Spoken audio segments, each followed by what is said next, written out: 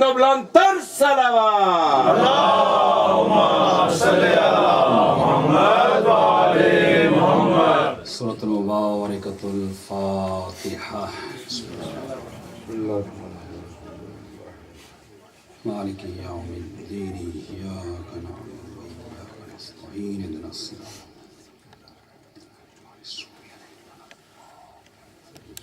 بسم اللہ الرحمن الرحیم. قل هو اللہ احد ولم یکن له کفوا احد. دعا ہے پروردگار عالم مظلوم کربلا کی اس مجلس کے صدقے میں آپ مومنین و مومنات کا یہاں چل کر آنا اپنی بارگاہ میں قبول و منظور فرمائے. آپ سب احباب کو سوائے غم مظلوم کربلا کے کوئی دوسرا غم نصیب نہ فرمائے. اور پروردگارہ جہاں جتنے مومنین و مومنات آتے ہیں جو حاجات لے کر آتے ہیں تیری ذات علیم بذات الصدور ہے. پروردگارہ تو دلوں کے رازوں سے واقف ہے، ان کی حاجات کو قبول و منظور فرما. پروردگارہ اس ادارے کی جو خدمت کرتے ہیں، جس حوالے سے بھی خدمت کرتے ہیں، پروردگارہ ان کو اجر عظیم عطا فرما. میرے اللہ، دنیا کے کونے کونے میں جہاں ذکر مظلوم کربلا کے لیے مجلس عزا شروع ہو چکی ہیں، ان مؤمنین و مؤمنات کی تو حفاظت فرما. مذہب حق کو ترقی عطا فرما. دشمنان اسلام اور دشمنان اہل بیت کو نیست و نابود فرما. قائم آل محمد کے ظہور میں تعجیل فرما. پروردگارہ علماء حق کا سیمر سروں پر قائم و دائم فرما. محمد علیہ بیت محمد کی عزت و عظمت کا واسطہ مظلوم کی اس فرش عزا سے ہمیں کچھ سیکھنے کی توفیق عطا فرما. ربنا تقبل منا انک انت السمیع العلیم. رب صلی علی محمد و آل محمد. بلند تر صلوات اللہم صلی علی محمد و آل محمد. انشاءاللہ کافی آپ تشریف فرما ہیں تو آغاز کر رہا ہوں کہ میزان جہالت میں گہر تول رہا ہے. میزان جہالت میں گہر تول رہا ہے اور پیمانہ تبلیغ میں سم گول رہا ہے. جزاک اللہ. میزان جہالت میں گہر تول رہا ہے اور پیمانہ تبلیغ میں سم گول رہا ہے. گر یا علی مدد سے کہنے سے کوئی روکے تو سمجھو شیطان کی محفل سے کوئی بول رہا ہے. نعرہ حیدری آواز بلند صلوات اللہم صلی علی محمد و آل محمد. اور ہر شخص نہیں لائق مدائے حیدر، اغیار کو یہ طرز کلام آ نہیں سکتا، جزاک اللہ. کیونکہ یہ اس کی عطا ہے. جس کے نصیب میں ہوتا ہے اسی کو ملتا ہے. آپ بے شک ہزار بار کسی کو کہتے رہیں آ جاؤ آ جاؤ، یہ دروازہ سخیوں کا دروازہ ہے. آپ کے بلانے پہ وہ کوشش بھی کرے گا لیکن نہیں آ سکے گا. اس کی وجہ یہ ہے کہ ہر شخص نہیں لائق مدعائے حیدر. اغیار کو یہ طرز کلام آ نہیں سکتا. ہر شخص نہیں لائق مدعائے حیدر اور اغیار کو یہ طرز کلام آ نہیں سکتا. کیوں؟ ارے مر جائے گا منافق، نہ پکارے گا علی کو. مر جائے گا منافق، نہ پکارے گا علی کو. کیوں؟ وجہ کیا ہے؟ ناپاک زبانوں پہ یہ نام آ نہیں سکتا.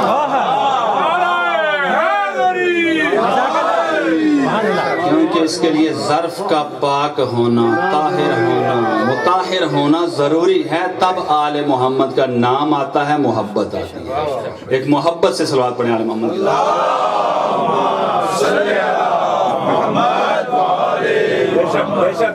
مجلس دی قبولیت دے واسطے، بیمار مومنین و مومنات دی شفاحت دے واسطے، گناہان کبیرہ و صغیرہ دی مغفرت دے واسطے، مومنین اموات اور اپنے اپنے مرحومین دی مغفرت دے واسطے بلند تر صلوات. اللہم صلی علی محمد و آل محمد. اس مرکز مشن مجلس دے حقیقی وارث اپنے آقا و مولا دی آمن دے واسطے بلند تر صلوات. اللہم صلی علی محمد و آل محمد. رحمان یا رحیم یا مقلب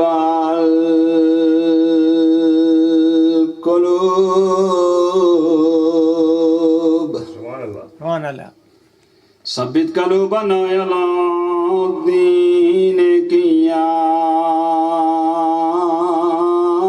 مفرج جزاک اللہ خیر ہمیں والغم فرجا ہمانا وغمنا یا اللہ پھر بھی صلوات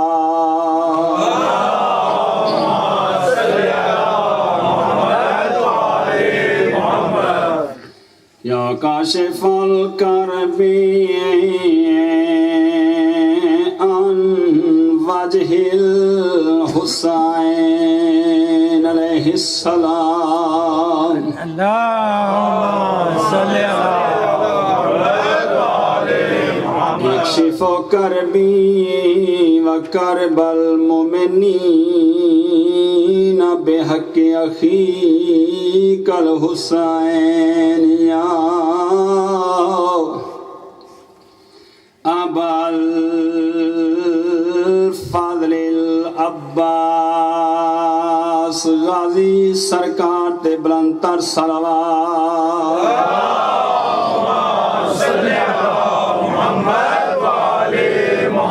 حسبنا اللہ نعم الوکیل نعم المولا ہے و نعم النصیر افوض امری الی اللہ ان اللہ بصیر بالعباد سبحان اللہ والحمد للہ ولا الہ الا اللہ واللہ اکبر معطر کرو زبان صلوات صلی علی محمد وآل محمد اللہم انی اعوذ بک من ہمزات الشیاطین بسم اللہ الرحمن الرحیم ثم الصلاة والسلام علی رسولہ الکریم ابی القاسم محمد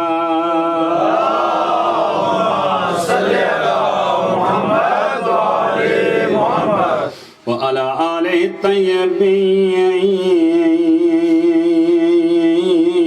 الطيبين الطاهرين المعصومين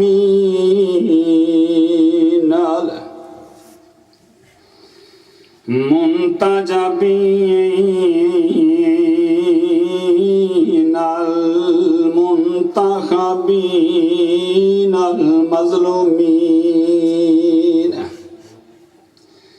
ويا سلطان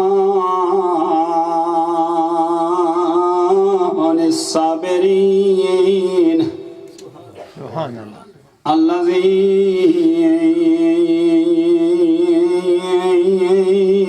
غسله دمه جزاک اللہ وكفنه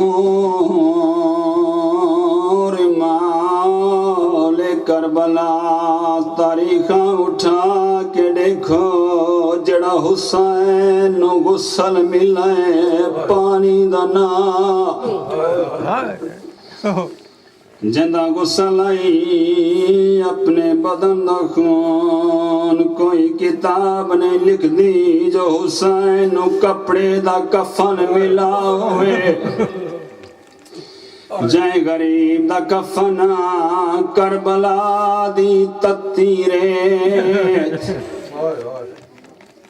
رومن والے ہی کیا دو جملے روند بھی آؤ دعا بھی منگ دیو بس حسین تہاڈا 7 دن دا مہمان رہ گیا زہرا دلال رومن دے نال گناہ دے تختی صاف ہوندی ہے او غریب جنو آسمان بھی روندا ہے زمین بھی روندی ہے جنو حیوان بھی روندن جنو پرند بھی روندن جنو جنات بھی روندن اے اجیا کوئی غریب ہے جی بہن نو کہیں رومن نہیں دیتا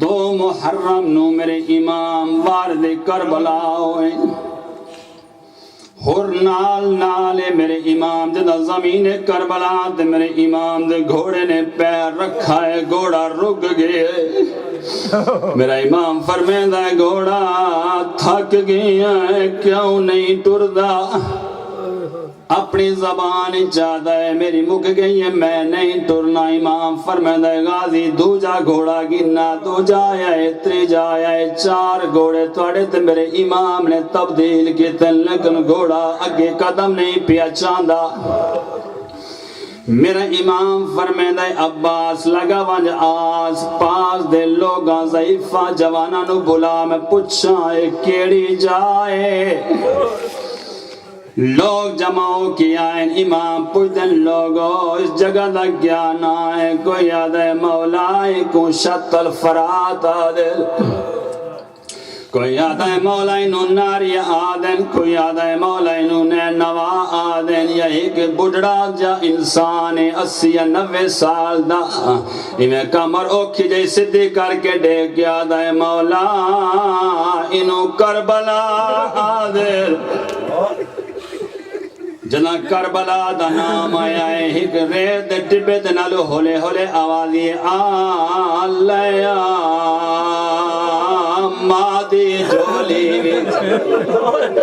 تے اگے قدم نمول بدائے اے اوہ جائی جدی چھوٹے سن وچ وہ میں تو مرد پوچھ دا ہمیں آواز آندھیے کت بند نہیں کربل ہے تے اتے لکھے آئے تینے نانے آواز آندھیے ذرا خیال رکھی وہ بہنی دیا گے نانا کربل دا جامے آواز آندہ ہے میریاں دھیاں جنگلہ دے کولو ڈاڑیاں ڈریاں ہوئیاں زینب دے سامنے کربلا دا نال چاہے میرے امام دیوانی غازی جی مولا امام آدر خیمے نصب کر ساڑی جا آ گئی ہے ساڑا مقام آ گئی ہے خیمے نصب ہوئے میرے امام فرمیدہ جا اسنو بلا جڑا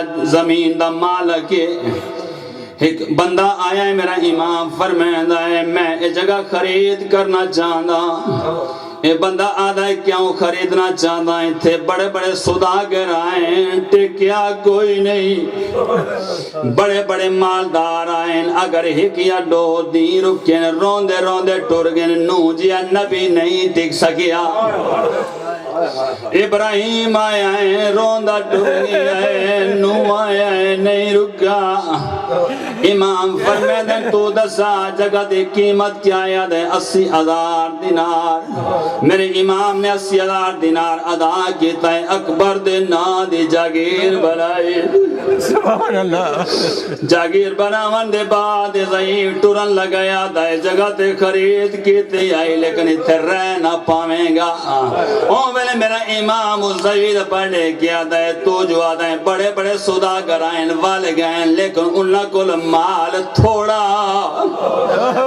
میرے کل مال زیادہ یاد ہے کیڑا زیادہ مال اون ویلے میرا امام رو کے فرمائندہ ہے باؤں خرچ سن کے وال گئے آئیں تے کم مال والے سوداگر اور میرا مال امکان تو زیادہ ہے میں دین دے ملک دا تاج سیدہ دا ایک تاج لٹی سا کبرا دا دو پتر کرے سا حاضر دے دور معصوم سکینہ دے بیان نال رباب دی چادر قبلہ معذرت دوبارہ میں نوکرہ میں لکھ فری پڑھدا نہ میں پڑھن نال مرنا ہے نہ تائیں سنن نال مرنا ہے مر گئی ہوئے آت علی دی جڑی 70 قدم تو ڈین دی آئی سامنے حرامی حسین نو زبا ودا کر دائی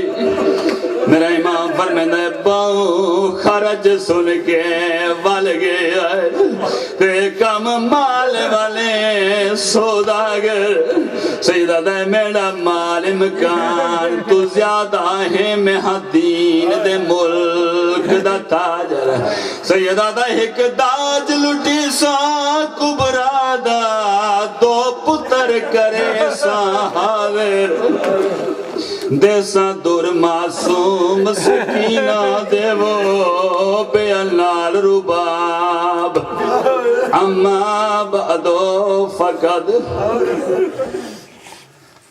قال اللہ تبارک و تعالی فی کتابہ المجید و فرقانہ الحمید بسم اللہ الرحمن الرحیم قل لا اسألکم علیہ اجرا الا المودۃ فی القربى صلوات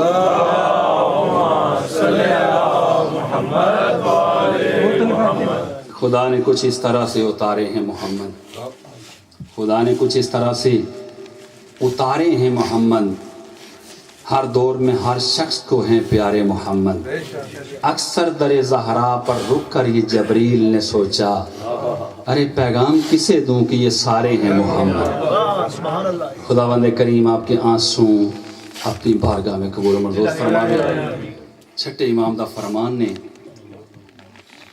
تاجدار ولایت میرے مولا کا فرمان گرامی کہ اگر کوئی انسان ہمارے جد حسین کے غم میں روئے اور اس کی آنکھ سے مچھر کے پر کے برابر آنسو نکل آئے تو خدا اس پر جنت واجب کر رونے کا ثواب اتنا زیادہ ہے کہ اب شمار نہیں کر سکتے جس کے آنسوں کو بطول اپنے رومال میں محفوظ کرے کتنا خوش قسمت ہے وہ عزادار کتنا ببرکت ہے وہ آنسو یہ عظمت حسین ہے یہ محبت حسین ہے میرے محترم جس آیہ مجیدہ کو میں نے آپ کے سامنے عنوان کے طور پر رکھا ہے آیہ مجیدہ سورہ شعراء سورہ نمبر 42 ہے پر نمبر 25 اور آیہ مجیدہ کا نمبر جو ہے وہ ہے 23 پروردگار ارشاد فرماتا ہے کہ میرا نبی میرا محبوب میرا رسول ان سے کہہ دو کہ ہمیں تم سے کچھ بھی نہیں چاہیے سوائے اس کے کہ تم میری اہل بیت سے محبت کرو میری اہل بیت سے مودت رکھو تو میں کوشش کروں گا کہ ان ایام عزا میں ہم کم از کم زیادہ دور نہ بھی جائیں تو محبت کو ہی سمجھ سکیں یا مودت کیا ہے اور کیا ہماری زندگیوں میں محبت اور مودت واقعاً جو ہم دعویٰ کرتے ہیں یہ دلیل کے ساتھ بھی ہے یا دلیل کا دامن خالی ہے ہمیں اس کو دیکھنا ہے تو یہ مرکز ہیں کل میں نے یہ جملہ آپ کے سامنے رکھا تھا کہ اگر محبت اس اعتبار سے کی جائے کہ مجھے رزق زیادہ ملے گا کیونکہ یہ قسیم النار والجنہ بھی ہیں یہ رزق بھی تقسیم کرنے والے ہیں یہ سنا ہوا نا آپ نے بار آپ نے فضائل آل محمد سنے ہوئے ہیں اسی کو یاد دہانی کے لیے اگر نہیں کسی نے سنا تو سنا دوں کہ مسجد نبوی ہے صبح کا وقت ہے سلونی کا دعویدار مولا منبر پہ تشریف فرما ہیں اور امام نے فرمایا کہ اللہ کا رزق تقسیم میں کرتا ہوں اللہ کا رزق تقسیم میں علی کرتا ہوں سبحان اللہ تو جو تھے پورے ایمان والے ان نے آپس میں چیمے گوئیاں کرنا شروع کر دی کہ دیکھو بھائی آج نیا دعویٰ آ گیا تو پروگرام بنایا کیا کیا جائے اس دعوے کی دلیل چاہیے ہمیں بھی محبت کے ساتھ مودت کی دلیل پیش کرنی ہے، آپ اور ہم سب۔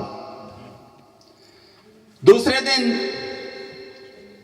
پروگرام کے مطابق چند کیڑیاں ایک بوتل میں بند کی، بند کرنے کے بعد لے آئے، نماز صبح مولا کے ساتھ پڑھی، نماز کے بعد پھر مولا نے وہی خطاب کیا، وعظ و نصیحت کیا۔ نصیحت کرنے کے بعد جب علی مسجد کے صحن میں پہنچے تو یہ چند بندے مولا کے پاس آ گئے، کہنے یا علی آپ نے کل اعلان فرمایا تھا کہ رزق میں تقسیم کرتا ہوں۔ کہا بے شک میں رزق تقسیم کرتا ہوں، اللہ کا رزق۔ کہا تو کس وقت تقسیم کرتے ہیں؟ مولا نے فرمایا صبح کی نماز کے بعد۔ تو تقسیم ہو گیا؟ امام فرماتے ہیں بالکل ہو گیا۔ کہا آپ کو یقین ہے؟ مولا کو کہتے ہیں جاگیے جاگیے نال حسین، یعنی سب کو پہنچ گیا۔ علی فرماتے ہیں جو آسمانی مخلوقات ہے اس کو بھی پہنچ گیا، جو سمندر کی گہرائی میں رہتی مچھلیاں ان تک بھی پہنچ گیا، ہر جگہ پہ پہنچ گیا۔ یا علی پہنچ گیا؟ علی فرماتے ہیں پہنچ گیا۔ ایک رومال ہٹایا، اندر سے بوتل نکالی۔ یا علی جو پتھر میں کیڑیاں تھی ان تک بھی پہنچ گیا؟ علی فرماتے ہیں ان تک بھی پہنچ گیا۔ اب رومال کھول کر جب دیکھا تو کیڑیاں جو اس بوتل میں بند تھی ان کے منہ میں بھی رزق تھا۔ حیدری اب اپنے آپ میں ہی مر گئے، شرمندہ ہوئے۔ یا علی بوتل تو بند تھی، میں نے کل سے بند رکھی ہوئی تھی۔ علی فرماتے ہیں تمہیں امام کی پہچان ہی نہیں۔ امام امام ہوتا ہے، ماں کے شکم میں ہو تب بھی امام، آسمان کی اس بلندی پہ ہو تب بھی امام۔ اس لیے تو رسول نے فرمایا تھا کہ میرے بعد اگر کوئی میرا وارث ہے تو وہ علی ابن ابی طالب ہے۔ تو میرے محترم، محبت کا دعویٰ اس دور میں بھی لوگ کرتے رہے، آج ہم اور آپ کر رہے ہیں۔ تو کون اس محبت پہ پورا اترا دیکھنا یہ ہے۔ جو اس محبت پہ پورا اتر گیا، کوئی سلمان بن گیا، کوئی ابوذر بن گیا، کوئی میثم تمار بن گیا، اور کوئی مقداد بن گیا، جن کی جنت مشتاق ہے۔ پیغمبر اسلام کی حدیث بھی ہے اور مولا نے یہ خوشخبری بار بار دی کہ چند لوگ ایسے ہیں جن کی جنت مشتاق ہے۔ یہ ہے محبت دلیل کے ساتھ۔ یہ محبت نہیں ہے کہ وہ رزق زیادہ دیتے ہیں، رزق سے بات چلی تھی، بات کہاں نکل گئی، موضوع کی طرف آؤں، کہ وہ رزق زیادہ ہو جائے گا، نہیں، شفا مل جائے گی، نہیں، بلکہ محبت اس طرح، بنیاد اس کی اس طرح ہونی چاہیے کہ وہ ہمارے ایمان ہیں، وہ میرا دین ہے، وہ میرا سرمایہ حیات ہیں، وہ دنیا میں بھی اور آخرت میں بھی۔ پھر اس محبت سے یقیناً جو دلیل آپ کو چاہیے وہ آپ کو مل سکے گی۔ تو میرے محترم، قرآن نے حکم دیا ہے، اور جن کے بارے میں امام شافعی یہ فرماتے ہیں کہ اہل بیت محمد، آپ کے فضائل اس سے بڑھ کر کیا بیان ہو سکتے ہیں کہ جن پر اگر نماز میں درود نہ پڑھا جائے تو نماز ہی نہیں ہوتی۔ اس سے زیادہ عظمت کیا ہو سکتی ہے کہ اگر کوئی مانے یا نہ مانے، اگر اس کو نماز وہاں تک پہنچانی ہے تو درود تشہد میں پڑھنا پڑے گا۔ یہ عظمت اس نے ان کو دی ہے۔ اور مجلس جو ہوتی ہے اس میں دو چیزیں آپ کے سامنے آتی ہیں، ایک مصائب ہوتا ہے اور ایک فضائل۔ فضائل کی بھی حد نہیں اور مصائب کی بھی ان کی ہاں حد نہیں۔ فضائل وہ ہیں جو اللہ نے ان پر اتارے، اور مصائب وہ ہیں جو کلمہ پڑھنے والے نے ان کو دیے۔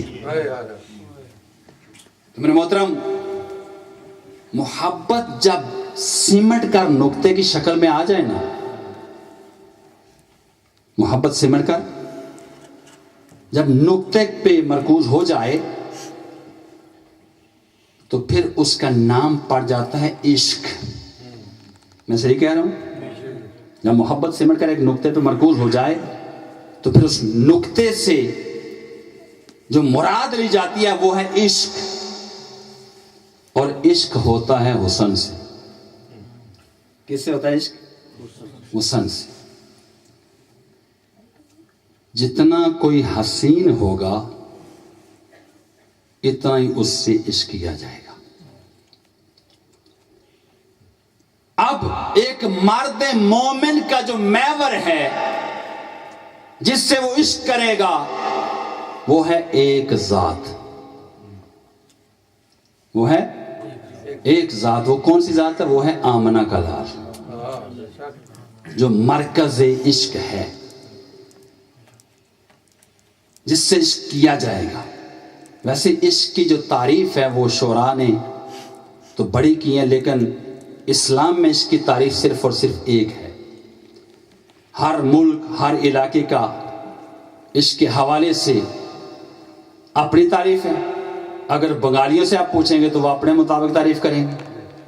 اگر آپ سویڈن والے سے پوچھیں گے وہ اپنے مطابق کریں گے.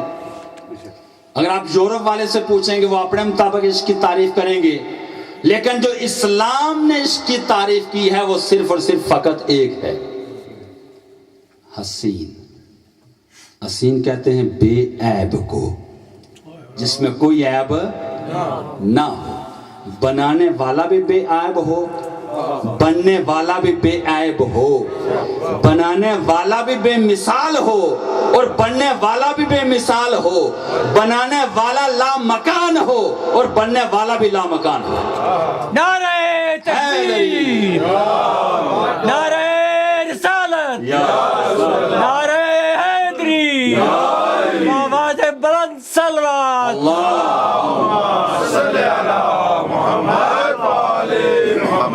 تو وہ فقط ایک ذات ہے, ذات محمد آمنہ کا لال, جس سے محبت, جو مرد مومن کا محور, عشق کا محور ہے, مرکز ہے, وہ ہے آمنہ کا لال. سبحان اللہ. اچھا, یہ وہ ہستی ہے محبت سمٹ کر جب اس نقطے پر پہنچی تو عشق بن گیا. اور عشق ہوگا حسین سے. حسین وہ ہوتا ہے جو بے عیب ہو, اور بے عیب وہ ہے جس کو بے عیب ہی بنائے, وہ ہے آمنہ کا لال. اب جو یہ مسئلہ یہاں سے اگر آپ تھوڑی سی غور کریں گے تو انشاءاللہ بڑا آسان ہو جائے گا. اور میں کوشش کر رہا ہوں بالکل آسان لفظوں میں اللہ کرے آپ تک یہ مقصد پہنچا سکوں, سمجھا سکوں آپ کو, کہ اگر دنیا رسالت کو پہچان لیتی, اس بے عیب کو جان لیتی, آشنا ہو جاتی, تو آج نہ فرقے ہوتے, نہ اختلاف ہوتے, نہ یہ الگ الگ مینار بنتے. ایک ہی نقطہ ہوتا جس نقطے کے لیے پیغمبر نے فرمایا تھا. اختلاف کی جڑ کیا ہے؟ کہ جس نے نبی کو جیسا پایا, جتنی اس کی عقل تھی, جتنی اس کی سمجھ تھی. اب میں جو لفظ پہلے کہہ چکا ہوں کہ حسین تعریف ہے بے عیب کی. اب جس کے سامنے جو جتنا بے عیب ہے اتنی ہی اس سے عشق کیا جائے گا. اب جس نظر نے جس انداز سے نبی کو دیکھا اسی انداز سے نبی کے بعد کسی کو دیکھنا چاہا. تو مقصد یہ ہے کہ نبی کی رسالت اور توحید جو ان نے ہم تک پہنچائی, لے کر آئے, اس کو پہچاننے میں پرابلم ہوا. ان کو نہیں پہچان سکے. اگر اس نقطے کو سمجھ جاتے اور رسالت نبی کو پہچان لیتے تو آج اختلاف نہ ہوتے. آج نوجوان نسل ہم سے سوال کرتی ہے یہ شیعہ وہ سنی وہ وہابی, یہ سلسلہ کیا ہے؟ اسلام ایک, کعبہ بولو ایک, قرآن ایک, نبی آخر الزمان ایک, اللہ ایک. پھر یہ سلسلے کیا ہیں؟ اتنے فرقے, 73 سے بھی بڑھ گیا سلسلہ. یہ مسئلہ کیا ہے؟ تو مسئلہ بیسک یہی ہے کہ پہچان رسالت نہیں ہے, مرکز کی پہچان نہیں ہے. اور آپ یاد رکھیں, پوری ہسٹری اٹھا کر پڑھ لیجئے گا, کتابوں کا مطالعہ کیجئے گا کہ جتنے جھوٹے نبی بنے ہیں, بہت سارے جھوٹے نبی جن نے نبوت کا دعویٰ کیا، اس کی وجہ کیا تھی؟ کبھی آپ نے سوچا، غور و فکر کیا کہ اتنا بڑا دعویٰ کر دیا، جھوٹے نبی بن گئے؟ اس کی وجہ یہ ہے کہ جس نے نبی کو ان پڑھ سمجھا تھا، وہ نبی کے بعد کسی ان پڑھ کو دیکھنا چاہتا تھا۔ وہ نہیں ہے کہ یہ پڑھے لکھے نہیں تھے۔ سنا ہوا نا آپ نے، سورہ جمعہ کی آیت ہے، هو الذی بعث فی الامیین رسولا منہم یتلو علیہم آیاتہ ویزکیہم ویعلمہم الکتاب والحکمہ، کہ وہ ہے جس نے امیین میں سے ہی ایک کو نبی بنا دیا۔ امی کا معنی ہوتا ہے ان پڑھ، جی پڑھا لکھا نہ ہونا۔ اس کا مقصد یہ نہیں ہے کہ نبی پڑھے لکھے نہیں تھے۔ اچھا، جس نے نبی علیہ السلام کو یہ سمجھا کہ وہ امی ہیں، ان پڑھ ہیں، نعوذ باللہ، تو اس نے نبی کے بعد نبی کی جگہ پہ کسی ان پڑھ کو دیکھنا چاہا۔ اور جس نے نبی کو عالم سمجھا، پڑھا لکھا سمجھا، اس نے نبی کے بعد اس جگہ پر پڑھے لکھے کو بیٹھنا سمجھتا، دیکھتا تھا وہ کہ ایسا بندہ ہونا چاہیے۔ اور جس نے نبی کو ان پڑھ سمجھا تھا، وہ ان پڑھ۔ جس نے نبی کو یہ دیکھا ہوا تھا کہ 40 سال کے بعد نبی ہوئے، وہ وہاں اس منبر پہ کسی 40 سالہ کو دیکھنا چاہتا تھا۔ تو اس طرح یہ فرقے بنتے گئے، سلسلے بنتے گئے۔ بیسک وجہ یہ تھی کہ نبی کی پہچان ہی نہیں ہے، عظمت رسالت سے ہی واقف اشنا نہیں ہے۔ اور اگر یہ جھوٹے جو دعوے کرتے پھرتے ہیں، اور نبی اپنے آپ کو انہیں جرأت کی اور نبی کا دعویٰ کر دیا، اس کی وجہ یہ ہے کہ جب انہیں سنا کہ نبی ان پڑھ تھا، میں کچھ کیا گیا، جب انہیں سنا کہ نبی نعوذ باللہ ان پڑھ تھے، کچھ نہیں جانتے تھے، تو انہیں کہا میں تو مڈل پاس کیا ہوا بھائی، میں کیوں نہیں دعویٰ کر سکتا؟ وہ ان پڑھ دعویٰ کر گیا۔ جی اچھا، اس نے کہا میں صرف مڈل پاس نہیں ہوں، اچھے زمانے میں میں نے پٹوار کا امتحان بھی پاس کیا ہوا ہے بھائی، میں تو دعویٰ کر سکتا ہوں۔ اچھا، دعویٰ کر لیا۔ اس طرح ان کو یہ یعنی جرأت ہوئی، حوصلہ ملا کہ وہ بھی دعویٰ کر لیں۔ اور جس نے یہ دیکھا کہ نہیں 40 سال کے بعد نہیں، یہ تو کنت نبیا وآدم بین الماء والطین، یہ تو اس وقت نبی تھا جب آدم کا خمیر ابھی پانی میں اللہ نے ملایا نہیں تھا۔ تو اس نے نبی کے بعد اسی کو بیٹھنے کے لیے دیکھنا چاہا کہ جو کنت ولیا وآدم بین الماء والطین، وہ اس وقت بھی ولی تھا جب آدم کا خمیر ملایا نہ گیا تھا۔ نعرہ رسالت، نعرہ حیدری، آواز بلند صلوات۔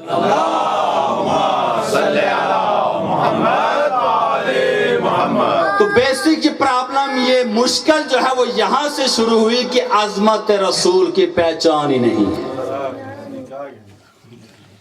اب کیا کہا کہ وہ ان پڑھ تھے، وہ 40 سال کے بعد یہ سارے جو سلسلے ہیں، یہاں سے فکر جو ہے وہ الگ ہونا شروع ہو گئی، اور بہت سارے کاظم نے آ کے دعوی نبوت کر دیا اور اپنے اپنے سلسلے بننا شروع ہو گئے، اور نبی کے بعد مقام نبی جو ہے جس کے لیے نبی نے پوائنٹ کیا تھا، کہا تھا، اس سے غصب کر لیا گیا۔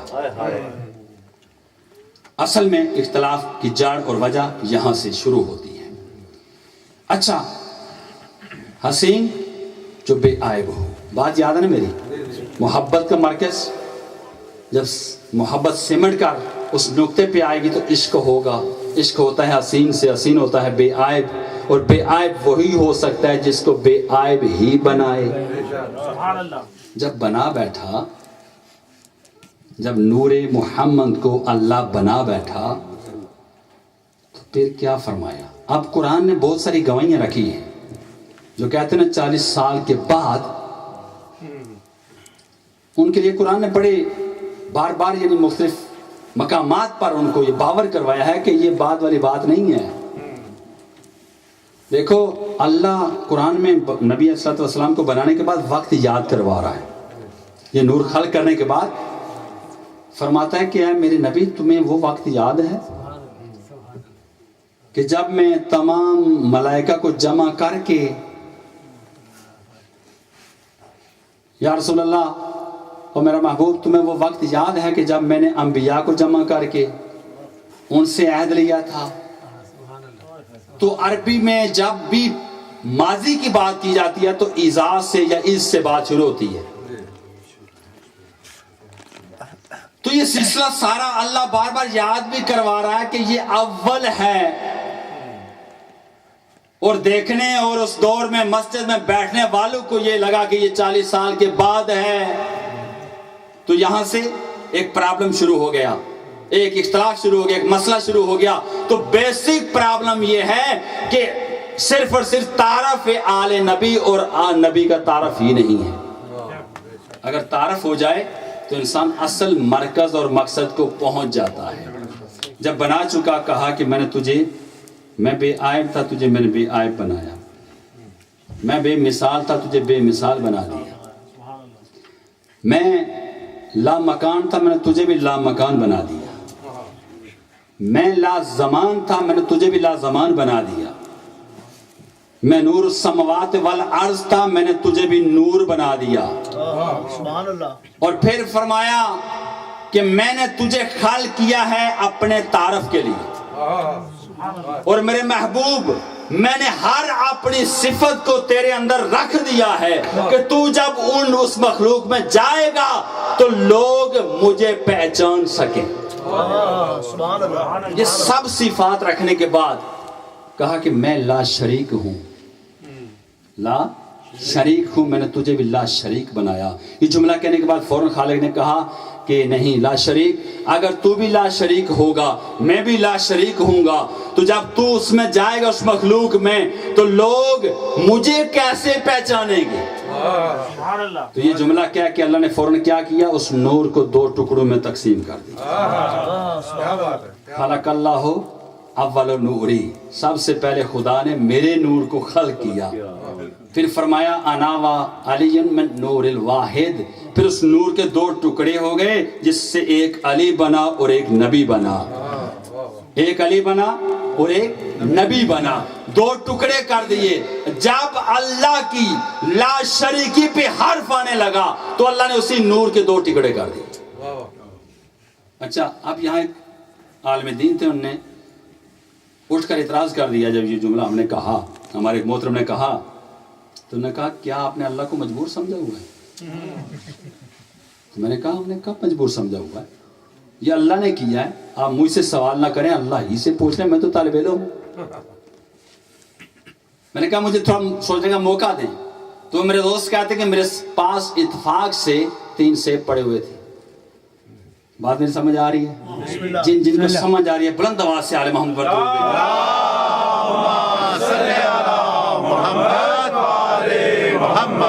کہ یعنی اللہ کو اپنا مجبور سمجھا کہ اس کو اس نور کے 2 ٹکڑے کرنے پڑے.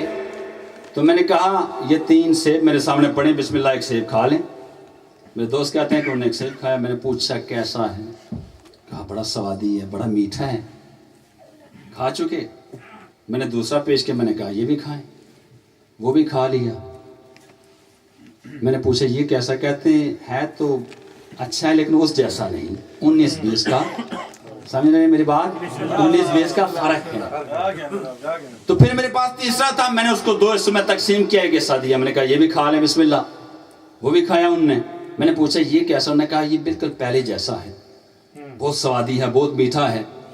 تو پھر میں نے جو دوسرا میرے پاس آخری ٹکڑا بچتا تھا میں نے کہا یہ بھی کھائیں. جب وہ کھانے لگے میں نے پوچھا یہ کیسا ہے؟ کہا آپ مجھ سے مذاق کر رہے ہیں؟ ایک ہی سیب کے 2 ٹکڑے اور ایک میں کھا چکا. آپ نے سوال کیا، میں جواب دے چکا. اب اسی سے ملتا سیم آپ مجھ سے پوچھ رہے ہیں. تو اس نے، میرے دوست نے کہا کہ اسی لیے پوچھ رہے ہیں کہ آپ کہیں جا کر کل یہ نہ کہیں کہ وہ بھی سیب تھا یہ بھی سیب ہے، لیکن 19-20 کا فرق رہ گیا. اسی لیے خداوند کریم نے اس ایک نور کو 2 حصوں میں تقسیم کر دیا کہ جیسا میرا نبی ہوگا ویسا ہی میرا علی ہوگا.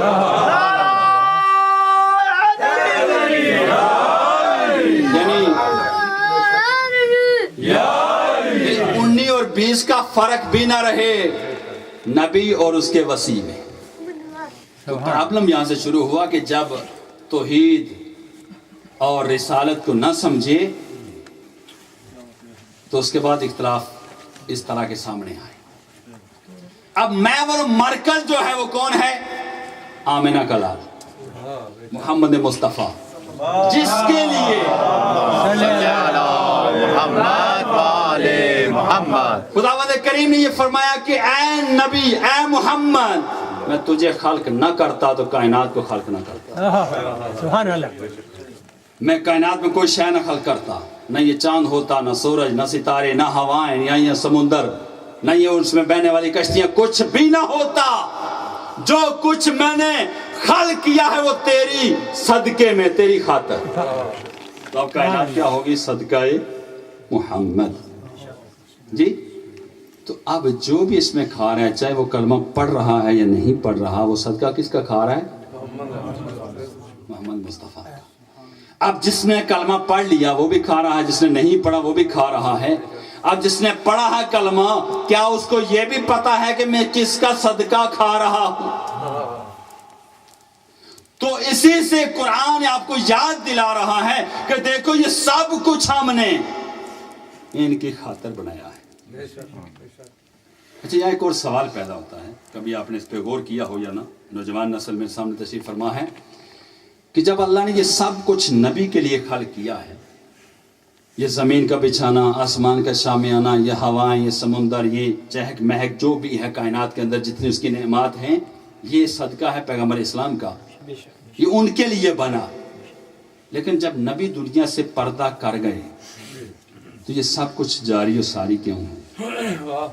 یہ باقی کیوں ہے؟ سوال تو میرا صحیح سالڈ ہے نا کہ یہ باقی، یہ سارا کچھ باقی کیوں ہے؟ یا نبی اللہ، یہ آپ کے صدقے میں بنا تھا. اور حق بھی یہی ہے کہ اگر آپ کوئی مجلس کروانا چاہتے ہیں تو آپ مجلس سے پہلے تیاری کریں گے، سٹیج بنائیں گے، اسپیکر لگائیں گے، بندوں کو دعوت دیں گے، سب کچھ سیٹ کر لیں گے. اب مجلس ہو جائے اس کے بعد لوگ گھر چلے جائیں، کیا سٹیج، مائک، ہر چیز وہاں رہے گی؟ نہیں رہے گی نا. ہر چیز اٹھا لیں گے، اپنی اپنی جگہ چلی جائے گی. پوچھا کیوں اٹھا لیا؟ کہا مجلس کے لیے تو کیا تھا اور مجلس ہو گئی ختم. اب یہ چیزیں کیا ہیں؟ بے مقصد. تو سوال اٹھتا ہے کہ پیغمبر کے لیے اللہ نے یہ سب کچھ بنایا، اس کے بعد پیغمبر چلے گئے اور یہ سب کچھ باقی جاری و ساری اسی طرح، دن بھی آ رہا ہے، سورج بھی نکل رہا ہے، موسم بھی تبدیل ہو رہے ہیں، وہ ساری نعمتیں ابھی تک جاری و ساری ہیں. تو پتہ چلا یہ ایک محمد نہیں تھا. اس نور کو اللہ نے دو نوروں میں تقسیم کیا اور دوسرے اس ٹکڑے سے اللہ نے پھر 12 اماموں تک اس نور کو چلایا. ابھی جو میں نے آپ کے سامنے رکھا کہ یہ سارے کے سارے ہیں محمد. اولنا محمد، اوسطنا محمد، وآخرنا محمد. ارے جب تک اس نبی کا ایک محمد باقی ہے ہر نعمت اسی طرح جاری و ساری رہے گی. ہر کوئی ان کا صدقہ کھاتا رہے گا، چاہے ان کو گالیاں دے یا ان کا کلمہ پڑھے. نعرہ تکبیر، نعرہ رسالت، نعرہ حیدری، بآواز بلند صلوات. بسم اللہ. میرے محترم، ہمیں سمجھنے کی ضرورت ہے. ہمیں پہلے رسالت کی پہچان پوری طرح ہونی چاہیے، اور الحمدللہ مومنین بہت آگے ہیں اس مسئلے میں. اور اس کے بعد جس کے لیے نبی نے کہا، اور مزے کی بات یہ ہے کہ ہم نے کسی اور کو مانا ہی نہیں جس کے لیے نبی نے نہ کہا. یعنی اس مذہب حقہ کی صداقت کا راز یہ ہے کہ ہم نے اللہ کو اللہ بھی نہیں مانا جب تک پیغمبر نے پہچان نہیں کروائی اور نہ کہا. اب دیکھیں، ہر شے کو نسبت کس سے ہے؟ نبی سے. ہمارا وطن عزیز پاکستان، اس سے ہمیں محبت کیوں ہے؟ کہ وہ نبی کے نام پر بنا، لا الہ الا اللہ. ہمیں مسلمان آپس میں بھائی بھائی کیوں ہیں؟ کیونکہ سب کلمہ پڑھنے والے ہیں، نسبت ہے نبی سے، نبی کی امتی ہیں جی۔ قرآن سے ہمیں محبت کیوں ہے؟ کیونکہ قرآن کی نسبت ہے پیغمبر اسلام سے، ان پر نازل ہوا، ان نے پڑھ کر سنایا۔ اور اصحابہ سے ہمیں پیار کیوں ہے؟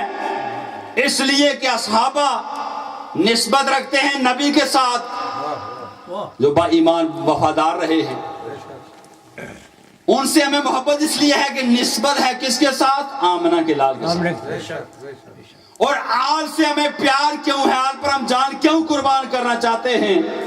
اسی لیے کہ ان کی خون ہے پیغمبر کا جی۔ تو یہاں میری لاکھوں سلام اس صحابی پر کہ جس نے بہت بڑا یہاں ایک، یعنی میری لاکھوں تقریریں قربان ہو جائیں اس ایک تقریر پر جو پہلے خلیفے نے کی۔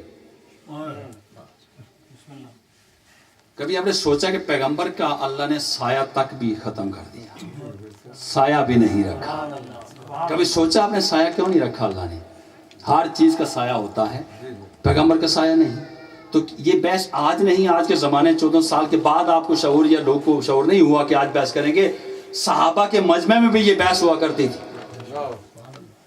تو جب ان کے درمیان یہ بحثیں ہوتی تھی کہ پیغمبر کا سایہ نہیں ہے، یعنی اللہ نے یہ بھی برداشت نہ کیا کہ میرے نبی کے سائے پر بھی کوئی چلے، یا میرے نبی کا سایہ میرے مصطفیٰ سے آگے چلے، کیونکہ کبھی کبھی دھوپ جب پیچھے سے لگتی ہے تو سایہ آگے ہو جاتا ہے۔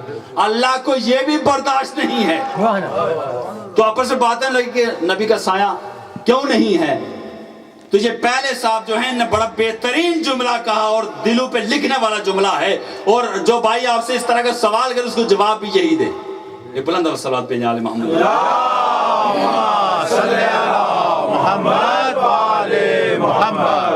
تو آپس میں جب بات شروع ہوئی کہ اللہ نے نبی کا سایہ کیوں نہیں بنایا، تو انہوں نے فرمایا کہ دیکھیں ہم کلمہ پڑھنے سے پہلے کھلے عام شرک میں تھے، ہم صغیرہ و کبیرہ گناہ بھی کرتے تھے، تو اللہ نے اپنے نبی کا سایہ اس لیے نہیں بنایا۔ چلیں آج تو ہم کلمہ پڑھ کے پرہیزگار ہو گئے کہ کہیں ہمارا قدم ان کے سائے پر نہ پڑ جائے جی۔ صحابی اسے کہتے ہیں جس کا سایہ بھی، سایہ کا قدم بھی نبی کے سائے پر قدم بھی نہ پڑے۔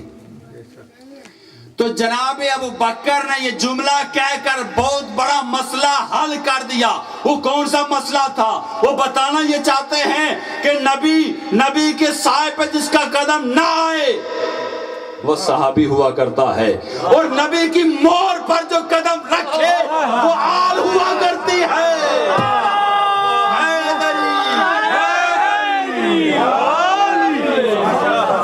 نبی کے سائے پر قدم نہ رکھنے کی اجازت، وہ قدم نہ رکھ پائے، اس لیے اللہ نے سایہ قدم کر دیا۔ اور جو مور پر قدم رکھ کر کعبے میں بت توڑے وہ آل ہوا کرتے ہیں۔ آل اور اصحاب میں یہ فرق ہے، یاد رکھیے گا۔ آل اور ہوا کرتی ہے، اصحاب اور ہوا کرتے ہیں۔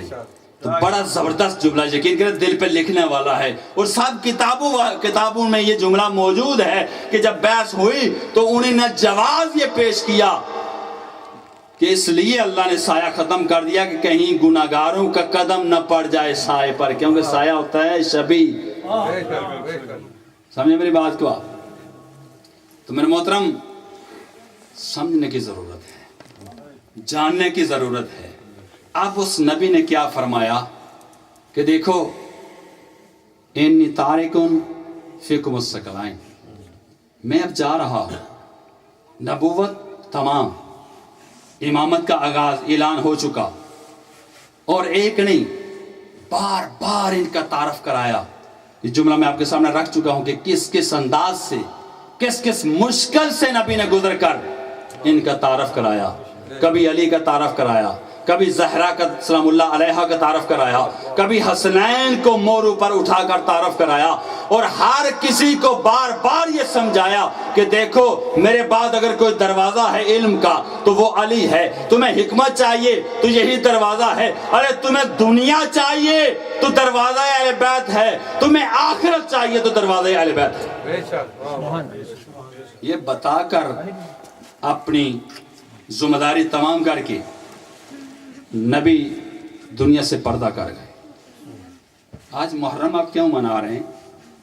نبی کے جانے کے فوراً ہی بعد وہی کلمہ پڑھنے والے، وہی تعظیم و تکریم کرنے والے، ان کے سارے وہ سلسلے جو تھے وہ تبدیل ہو گئے. وہی دروازہ جہاں سب صحابہ یہ کہتے ہیں، جائیے صحابہ جنہیں کہا جاتا ہے، وہ یہ کہتے ہیں کہ 6 مہینے تک متواتر نماز صبح کے بعد جب آیت تطہیر نازل ہوئی، 6 months ایوری ڈے، روزانہ نماز صبح کے بعد پیغمبر دروازہ زہرا پہ آتے تھے اور سلام پڑھتے تھے، السلام علیکم یا اہل بیت النبوہ و معدن الرسالہ، بسم اللہ الرحمن الرحیم، انما یرید اللہ لیذہب عنکم الرجس اہل البیت ویطہرکم تطہیرا. اللہم صلی علی محمد و آل محمد. یہ سب جانتے، سب سمجھتے تھے، لیکن بغض و کینہ و حسد سب کچھ جل گیا، اسی دروازے پر آگ لے کر آ گئے. انشاءاللہ کوشش کروں گا اس سلسلے کو یہاں سے آگے کل کنٹینیو کروں. مظلوم کربلا کے فرمان، میری کوشش رہتی ہے کہ ہر مجلس میں اپنی اصلاح کے لیے، اپنے بزرگوں کے جوانوں کی اصلاح، نوجوانوں کی اصلاح کے لیے امام فرماتے ہیں کہ، اور امام نے اپنی مدینہ چھوڑنے پہ ایک جملہ بڑا زبردست جملہ کہا ہے جو انقلاب ہے، جو مظلوم کے انقلاب کی پوری وہ داستان آپ کے سامنے رکھ دیتا ہے. امام فرماتے ہیں، جو فرمان سامنے رکھنا چاہتا ہوں وہ یہ ہے کہ امام فرماتے ہیں کہ اگر ظالم کے خلاف دیر سے اٹھو گے، ظلم کے خلاف دیر سے اٹھو گے اگر، تو پھر قربانی جتنا دیر کرو گے اتنی قربانی زیادہ دینی پڑے گی. یاد رکھیے گا. اور جو امام نے منشور دیا چلتے ہوئے، ایجنڈا جو رکھا وہ کیا تھا کہ حسین مدینہ چھوڑ رہا ہے، حسین جا رہا ہے لے اصلاح امت جدی. حسین چل مدینہ چھوڑ رہا ہے، رسول اپنے نانا کا مزار چھوڑ رہا ہے، ماں زہرا کی قبر، بھائی حسن کی قبر، وطن عزیز کو چھوڑ رہا ہے صرف اور صرف اس لیے کہ اپنے نانا کی امت کی اصلاح کروں، امر بالمعروف اور نہی عن المنکر کے لیے جا رہا. یزید جب تک بندروں سے کھیل رہا تھا نا، وہ ہر دنیا کا عیب اس کے اندر تھا، ہر عیب اس کے اندر موجود تھا. بندروں تک، جب تک بندروں تک رہا وہ، امام خاموش رہے. لیکن جس دن اس نے قرآن سے کھیلنا شروع کیا، اور یہ جو بیعت حسین سے مانگی جا رہی ہے نا، یہ بیعت حکومت کی نہیں ہے، خلافت کی نہیں ہے. کسی کے ذہن میں یہ سوال نہ آئے، یہ بیعت قرآن کے مٹانے کی ہے. حسین سے بیعت جو مانگی جا رہی ہے وہ خلافت، اور کسی لائن ابن لائن نے یہ جملہ لکھ دیا کہ 2 شہزادوں کی جنگ تھی. اللہ لعنت کرے ایسے خیال پہ. اور وہ ذاکر نائک، اس کے بھی جملے آپ نے سنے ہوں گے کہ اس پہ لعنت نہ بھیجیں، اس کو بھی اللہ معاف کر سکتا ہے. آپ کا اللہ کوئی اور ہوگا جو اس کو معاف کرے، لیکن ہمارا اللہ عادل ہے. ہم نے مانا ہی اسی کو جو عادل ہوگا. یہ پیغمبر نے ہمیں درس دیا ہے. تو یہ قرآن کے مٹانے کی بیعت تھی. امام حسین جب دربار میں گئے بیعت کے لیے، جب بات ہوئی تو امام نے کیا کہا؟ یہ جملہ جوانوں کو اپنے دل کی تختی پہ لکھنا چاہیے اور زندگی پہ یاد رکھنا چاہیے. ایک امام کا فرمان کہ ظلم کے خلاف جتنے دیر سے اٹھو گے اتنی زیادہ قربانی دینی پڑے گی. اور دوسرا جملہ امام کا، امام نے یہ نہیں فرمایا کہ مجھ جیسا یا میں یزید کی بیعت نہیں کرتا.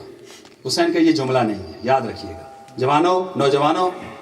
امام فرماتے ہیں کہ مجھ جیسا، مثلی مثلو لا یبایا، مجھ جیسا اس جیسے کی بیعت نہیں کر سکتا. اب یہ جملہ امام کا اس وقت کے لیے نہیں ہے، اس وقت سے لے کر قیامت کے آخری سورج تک کے لیے ہر حسینی کے لیے حسین حسین نے جملہ کہا کہ جو بھی میرے خیال رکھتا ہوگا, مجھ سے محبت رکھتا ہوگا, میرے کردار سے واقف ہوگا, وہ کبھی بھی اس طرح کے ظالم کی بیعت نہیں کرے. یہ منشور ہے امام کا. ایک تو اصلاح کرنے جا رہا ہوں اپنی نانا کی امت کی, دوسرا مجھ جیسا اس جیسے کی بیعت نہیں کر سکتا.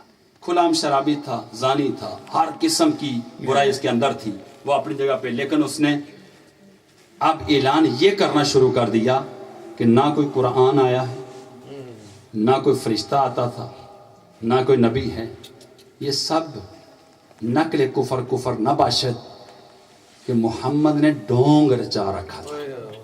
اللہ لعنت کرے اس پر. اور اگر اس وقت مظلوم کربلا قیام نہ کرتے تو آج کعبہ ہوتا, قرآن ہوتا, مسلمان ہوتا, نماز ہوتی, روزہ ہوتا, زکوٰۃ, حج, کچھ ہوتا؟ کچھ بھی نہیں ہے.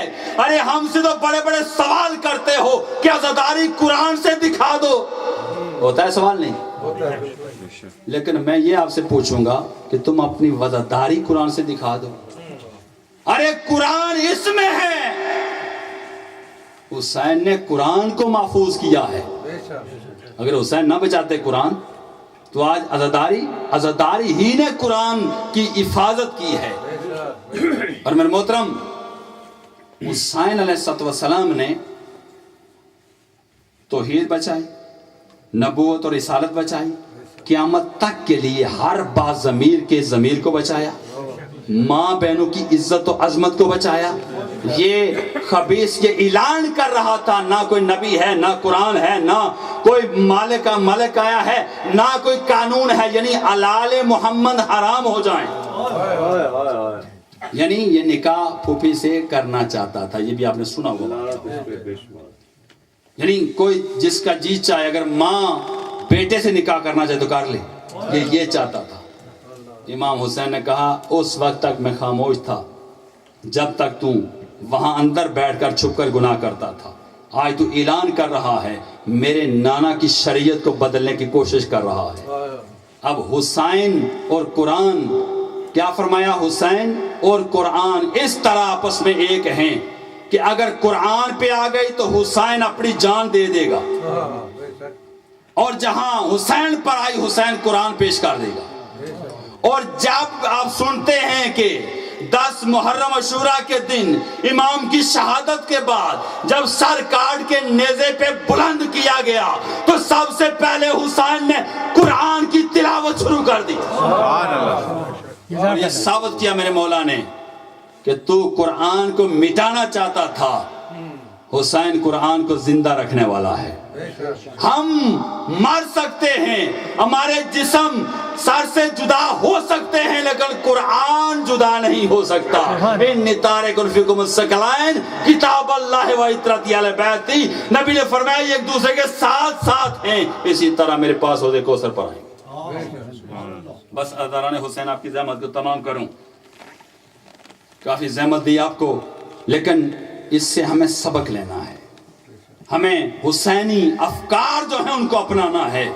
ہمیں وہ محبت کرنی ہے جس سے آل محمد خوشنود ہوں آپ سے. جس طرح وہ چاہتے ہیں اس طرح کا ہمیں شیعہ بننا ہے, جس طرح کہ وہ چاہتے ہیں اس طرح کا ہمیں عزادار بننا ہے, جس طرح کہ وہ چاہتے ہیں اس طرح کا ہمیں مومن بننا ہے. یہ محرم ہمیں سکھاتی ہے, یہ تجدید عہد ہے کہ مولا آئندہ سال محرم تک تیرے فرمان کے مطابق اپنی زندگی گزاروں گا, مظلوم کی حمایت کروں گا, ظلم کے خلاف آواز بلند کروں گا. حضرت حسین 2 محرم مظلوم کربلا میں پہنچے. ابھی آپ مسائل سن رہے تھے, 2 یا 3 جملے اور سن لیں. میں نے آپ کے سامنے روایت رکھی تھی چھٹے امام کی. ہر امام کی روایت آپ کو مل سکتی ہے کہ حسین پہ رونے والے کی عظمت کیا ہے. گناہ معاف ہو جاتے ہیں, بخشش کا ذریعہ ہے اور شفا کا ذریعہ ہے مظلوم کے غم میں. امام حسین کے خیمے لگے, جب خیمے دریا کی ترائی پہ مظلوم کے لگ چکے، جاؤ یہاں آس پاس کے جو لوگ رہتے ہیں ان کو بلا کر میرے پاس لے آؤ۔ بنی اسد کا قبیلہ آپ نے سنا ہوا ہوگا، یہ وہاں آباد تھے۔ جناب عباس گئے، ان کے مردوں کو دعوت دی کہ زہرا کا لال، رسول کا بیٹا، علی کا جگر آپ کو یاد فرما رہے ہیں۔ وہ سب لوگ جمع ہو کے آئے، جوان مرد بزرگ آئے، آ کے بیٹھے۔ امام نے سب سے پہلے ان کو اپنا تعارف کروایا کہ یہاں کے رہنے والوں، میں حسین ابن علی ہوں، فاطمہ زہرا کا لخت جگر ہوں، رسول کا بیٹا ہوں، میں وہ ہوں جو موبائلے میں آیا تھا۔ تعارف کرانے کے بعد امام فرماتے ہیں کہ دیکھو میں نے یہ جگہ خرید کی ہے، اکبر کی جاگیر قرار دی ہے اس کو میں یہاں رہوں گا نہیں، ہم 6 یا 7 دن کے مہمان ہیں، ہم سب کے سب، میرا سارا کنبہ یہاں شہید ہو جائے گا، ہم قتل ہو جائیں گے، اس کے بعد یہ زمین تم استعمال کرنا۔ یاد رکھنا یہاں جو ہماری جہاں قبریں بنیں گی نا، وہاں حال نہ چلانا، اور باقی زمین تم اپنے استعمال میں رکھنا۔ اور یہ میری وصیت ہے کہ جب کوئی زائر میرا آئے اس کو میری قبر کی نشاندہی کروانا، اور 3 دن تک اس کو مہمان رکھنا۔ اور امام فرماتے ہیں کہ میری آخری وصیت یہ ہے کہ جب یہ ہمیں قتل کر کے چلے جائیں گے، ہم شہید ہو جائیں گے، تو ہماری لاشیں دفن کرنے والا کوئی نہیں ہوگا، تم میدان میں آ جانا، تھوڑی تھوڑی مٹی اٹھا کر ہماری لاشیں دفن کر دینا۔ یہ وصیت کرنے کے بعد ان کو بھیجنے کے بعد کہا کہ اب تم اپنی عورتوں کو بھیجو میرے ساتھ، میری بہن زہرا کی بیٹی پردے میں تشریف فرما ہے، وہ عورتوں سے ملنا چاہتی ہے۔ یہ واپس گئے، اپنی عورتوں کو بھیجا، ضعیف جوان عورتیں جناب زینب کی خدمت میں آئی، جناب زینب نے ان کو تعارف کرایا۔ پھر امام پردے کے سامنے کھڑے ہو کر امام فرماتے ہیں کہ آپ کو تعارف ہو گیا ہے، بس میری ایک وصیت ہے تم سے، کیا بنی اسد کی عورتوں، 11 محرم کو ہم شہید ہو جائیں گے، میں نے آپ کے مردوں سے کہا ہے کہ وہ ہماری لاشیں دفن کر دیں، اگر وہ فوج کے ڈر سے یا کسی وجہ سے نہ دفن کریں تو تم میدان میں آ جانا اور آ کر ہماری لاشوں کو دفن کر دینا۔ بس سرداران حسین یہ وصیت کرنے کے بعد عورتیں واپس گئی۔ جب جا رہی تھی نا، امام 2 قدم ان کے ساتھ چل کر کہتے ہیں کہ مستورات بنی اسد، تمہارے بھی چھوٹے چھوٹے بچے ہیں نا، میرے ساتھ بھی چھوٹے چھوٹے بچے، قاسم، آن و محمد اور علی اصغر جیسے، سکینہ جیسے بچیاں موجود ہیں، تم اپنے بچوں کو میرے پاس بھیجو، میں ان سے بھی ملنا چاہتا ہوں۔ حضران حسین یہ چلی عورتیں گھر پہنچی، اب انہوں نے اپنے بچوں کو، چھوٹے بچوں کو امام کی خدمت میں بھیجا۔ امام کے پاس جب یہ بچے آئے عزادارو، امام نے ایک بچے کو اپنی گودی میں بٹھایا، اس کے سر پر ہاتھ رکھا، اس کو چوما، اور چومنے کے بعد امام فرماتے میرا لال، میں نے تمہاری ماں اور باپ دونوں سے یہ وصیت کی ہے کہ ہماری لاشوں کو دفن کر دینا، اور لال تم یاد رکھنا، اگر تمہاری مائیں یا تمہارے باپ ہماری لاشوں کو دفن نہ کریں نا، تو تم 11 محرم کو کھیل کے بہانے تم بچے مل کر میدان میں آ جانا، تھوڑی تھوڑی مٹی ہاتھوں سے اٹھا کے نا ہماری لاشوں پہ ڈالتے جانا، تمہارا کھیل کا کھیل بھی ہو جائے گا، ہم غریبوں کی لاشیں دفن ہو جائیں گی۔ بس عزاداران حسین، یہ وہ مقام تھا کہ ایک بار وہ وقت آ گیا کہ جب بنی اسد کے مرد لاشیں دفن کرنے کے لیے نہیں آ رہے، ڈر رہے، فوج کا خوف ہے، ڈر ہے، بنی اسد کی عورتیں بھی نہیں آ رہی۔ ایک بار بنی اسد کی عورتیں نکلی پانی لینے کے لیے، فرات سے پانی بھر کے لائیں، جب فرات کے کنارے سے گزری، کیا دیکھا؟ ایک پردہ دار ہے جو ایک لاش پر کبھی بیٹھتی ہے، کبھی اڑتی ہے، اور آواز دے کے کہتی ہے بنی اسد کی عورتوں، اور تم نے میرے حسین کو دفن نہیں کیا۔ جزاکم ربکم۔ یہ عورتیں پانی بھول گئی، دوڑتی ہوئی اس مخدومہ کے پاس آئی، کہتی ہے بی بی تو کون ہے؟ آواز آئی میں اسی غریب کی ماں زہرا ہوں، اور میرے حسین نے تمہیں وصیت کی تھی۔ ایک بار عورتیں روتی ہوئی گھر کی طرف دوڑی اور کہتی ہیں مردوں کو آواز دے کر کہ جلدی بیلچے لے کر میدان میں آ جاؤ، وہ بطول میدان میں آ چکی ہے۔ ایک بار مرد اٹھے، میدان میں پہنچے، بس عزاداران حسین اب مشکل یہ پڑ گئی، قافلہ کوچ کر چکا تھا۔ ارے لاشوں کو دفن کریں تو کس طرح کریں؟ لاشوں کے بہت سر نہیں ہیں، لاشوں کے ساتھ سر موجود نہیں ہے، کس طرح دفن کریں؟ کیا پتہ چلے اکبر کون ہے، آنا محمد کون ہے، عباس کون ہے؟ یہی مشکل بنی تھی۔ ایک بار قبریں تیار کرنے کے بعد مدینہ کی طرف منہ کر کے بنی اسد کے مرد کہتے یا رسول اللہ تمہاری اولاد یہاں ذبح پڑی ہے، ہم لاشیں دفن نہیں کر سکتے، امام کو امام دفن کرتا ہے۔ ایک بار امام کا قافلہ رکا، امام سجاد کی آواز بلند ہوئی کہ میں آ رہا ہوں۔ ارے کیا دیکھتے ہیں؟ ایک غبار پھٹتا ہے، دیکھا ایک جوان جو ضعیف ہوا ہے، خون کے آنسو روتا ہوا آگے بڑھا، کہتا ہے بنی اسد کے مردوں ایک سائیڈ پہ ہو جاؤ، امام کو امام دفن کرتا ہے، میں بابا کو دفن کرنے آیا ہوں۔ اب امام نے آ کر بابا کو دفن کیا، فاتحہ پڑھا، اس کے بعد وہ کہا بنی اسد کے مردوں اس جوان جو جس کے بازو نہیں ہے وہ میرا چاچا عباس ہے، جس جوان کے سینے پہ برچی لگی ہوئی ہے وہ میرا جوان بھائی علی اکبر ہے۔ ایک ایک شہید کو دفن کیا، ایک ایک شہید کی قبر پہ نام لکھا۔ ابھی بنی اسد کے مرد روایت کرتے ہیں امام ابھی فاتحہ پڑھ کے فارغ نہیں ہوئے تھے کہ امام نے ایک آواز بلند کی پھوپھی میں آ رہا ہوں۔ بنی اسد کے مرد کہتے ہیں ہم ایک سائیڈ پہ ہو گئے، کہا کہ کہیں زہرا کی بیٹیاں بھی ساتھ آ رہی ہیں۔ امام فرماتے ہیں یہاں نہیں، فلاں منزل پر کوچ کے نعرے بج چکے ہیں، میری پھوپھی مجھے پکار رہی ہے، اور میرا مہاری بیٹا وہ جلدی آجا، شمرہ میں تازیہ نے مارا ہے، ماتم حسین یا حسین یا حسین۔